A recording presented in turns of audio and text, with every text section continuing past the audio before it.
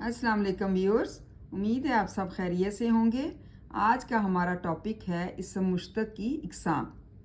इसम मुश्तक की इकसाम हम लोग पढ़ रहे हैं, जिसमें हर वीडियो में मैं आपको इसम मुश्तक की किस्म के बारे में बता रही हूँ। नेक्स्ट हमारी आ गई इसम हासिल मस्तर। वो इसम मुश्तक है जो मस्तर तो ना हो लेकिन मायनी और असर मस्तर का ज़ाहिर करे। मसलन आहट, आना, पढ़ाई, पढ़ना, दबाव, दबाना।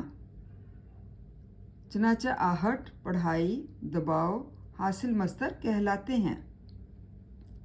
इसम हासिल मस्तर क्या है?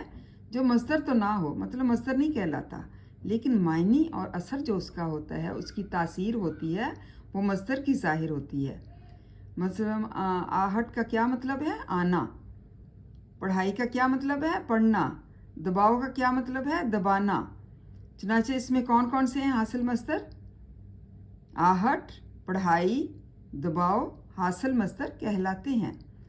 फ़ारसी के हासिल मस्तर उर्दू में भी हासिल मस्तर शुमार होंगे, जैसे गुफ्तगू, जुस्तजू। ये सब क्या हैं? फ़ारसी के हासिल मस्तर हैं।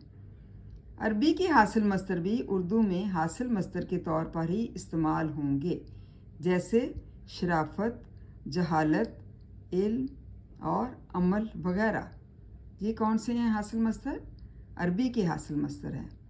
उम्मीद है आपको हासिल मस्तर की समझ आ गई होगी कि वो इसम मुश्तक है जो मस्तर तो ना हो, मतलब मस्तर नहीं कहलाता, लेकिन इसकी जो तासीर होती है, इसके जो मायनी होते हैं, वो हासिल मस्तर कहलाते हैं। मिसालें यहाँ पर दी हुई हैं। आहट, पढ़ाई, दबाव क्या हैं? हासिल मस्तर कहलाते हैं। और फ़ारसी और अरबी के भी हासिल मस्तर जो हैं वो भी मुख्तलिफ हैं। फ़ारसी के क्या हैं? गुफ्तगू, जुस्तजू। और अरबी के हासिल मस्तर शराफत, जहालत, इल्म और अमल वगैरह।